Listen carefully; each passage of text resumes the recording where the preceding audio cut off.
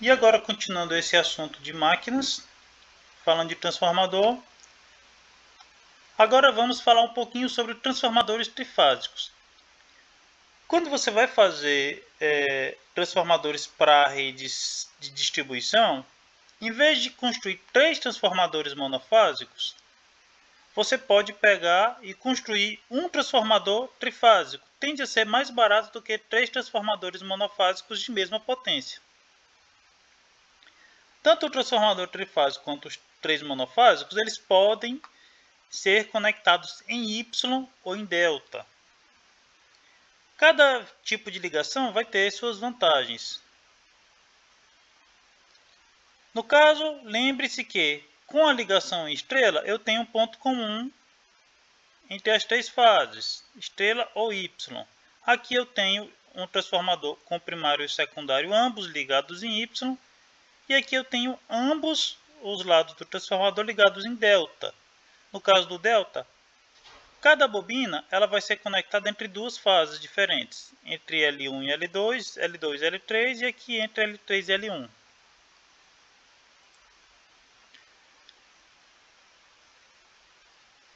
Falando mais especificamente do transformador, nós temos o diagrama elétrico do transformador.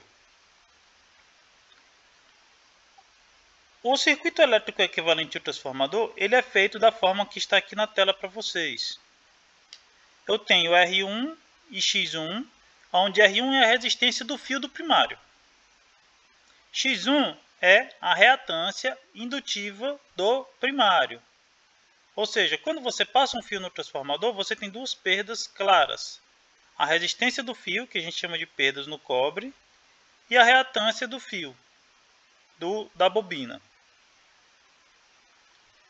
O mesmo vai valer para o secundário, R2 e X2. Porém, eu tenho Rm e Xm, que a gente chama de perdas no ferro. Por quê? O fluxo que vai circular no transformador, ele vai passar pelo núcleo de ferro. Essas perdas magnéticas no ferro, nós chamamos de Rm. Ou seja, o fluxo ele tem uma certa dificuldade para passar pelo núcleo ferromagnético, e assim nós teremos essas perdas magnéticas. E nós temos a reatância indutiva de magnetização.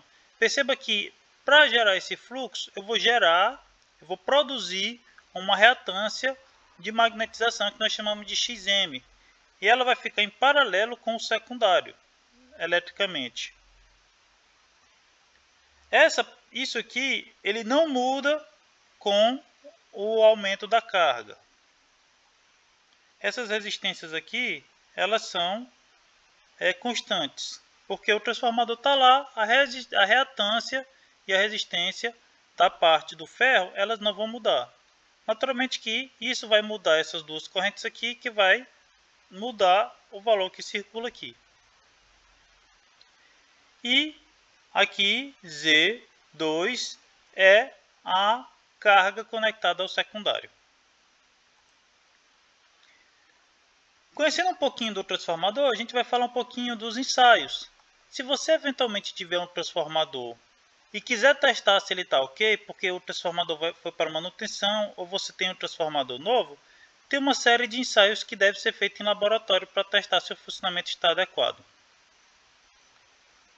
A primeira é a resistência de isolamento. Antes de qualquer coisa que você for fazer no transformador, recomendo que você meça a resistência de isolamento do mesmo, para saber se ele está isolando as tensões aplicadas nele. Para isso, existe o teste do megômetro. Você vai pegar o megômetro e você vai testar entre cada par de fases e entre a fase e a carcaça, entre cada fase e a carcaça. Os megômetros eles têm parâmetros para 1000, 2500 e 5 volts para fazer esse teste. Nós temos na aula de laboratório um guia que a gente faz esse tipo de teste no laboratório. Depois que você se certificou que o transformador está adequadamente isolando as tensões, você vai testar a relação de transformação. Você vai ter que identificar o primário e o secundário. Você vai aplicar uma pequena tensão no primário e vai ler no secundário quanto que é o valor. Por exemplo, você aplicou 10 volts no primário e leu 5 volts no secundário, você sabe que o A do nosso transformador, a relação de transformação é 2. Então você já tem a relação de transformação do transformador. Aí nós temos o ensaio a vazio. No ensaio a vazio, você vai pegar o primário e vai conectar a uma rede com a tensão igual à tensão nominal do primário. Essa ligação tem que ser feita com um amperímetro, um voltímetro e um watímetro. E aí você precisa fazer essas leituras dos 3 instrumentos, watímetro, amperímetro e voltímetro. E a partir daí você pode calcular, por exemplo, o cosseno de φ, que é o fator de potência. Você vai pegar a leitura do watímetro e dividir pela tensão vezes corrente. Ou seja, aqui a potência ativa e aqui a potência aparente. Aqui você vai calcular a corrente de magnetização. Você vai calcular a impedância, entre outras coisas que é importante que você tenha anotado do nosso transformador. E, por fim, nós temos o ensaio de curto-circuito.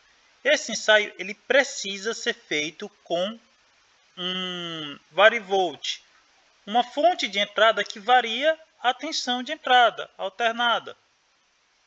Você vai pegar o secundário, vai curto-circuitar, e aí você vai ligar o primário ao varivolt e subir a tensão bem devagar, até que o nosso watímetro mostre a potência nominal do transformador.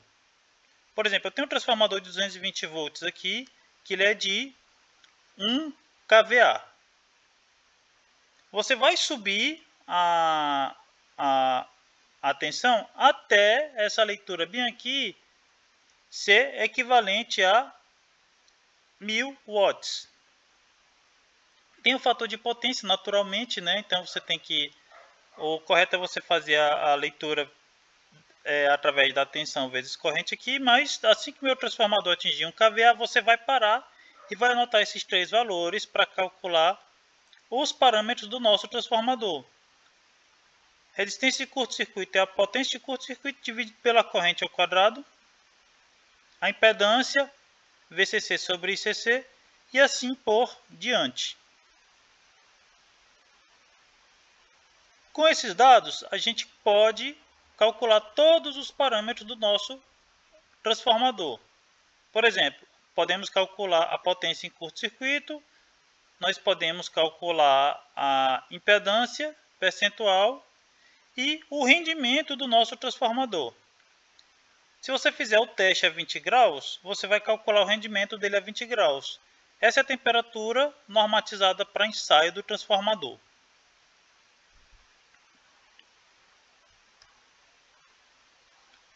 Por fim, nós temos 2 tipos especiais de transformadores, que é o transformador de potencial e o transformador de corrente. Eles são transformadores geralmente utilizados em subestações e cabines de medição. Por exemplo, se você alimenta a escola com um transformador, a medição ela pode ser feita na alta tensão. Para medir na alta tensão, você teoricamente vai pegar o medidor de energia e ligar na entrada, só que como ele está em alta tensão, o medidor seria absurdamente desnecessariamente caro. Então, para resolver isso, você vai pegar 2 transformadores especiais que são o TP e o TC. Você vai pegar e ligar lá na entrada um transformador de potencial que vai reduzir a tensão de entrada de, digamos, 13.800 volts, que é o normal, para 127, que é uma tensão que é mais fácil você encontrar medidores. E você vai pegar o TC, que transforma a corrente de entrada em um valor mais baixo e também mais fácil. Imagine que se o local tem uma corrente de, vamos dizer, 200 A, uma bobina para 200 A é muito mais cara. Então você usa um transformador de corrente que vai reduzir essa corrente de 200 A para, digamos, 5 A. E aí você consegue medir de forma mais prática e mais barata.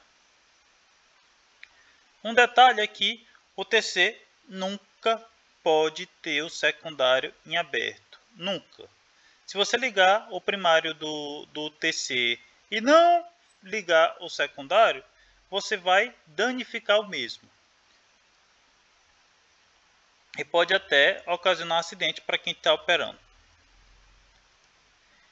Então, com isso, nós finalizamos essa parte de transformadores.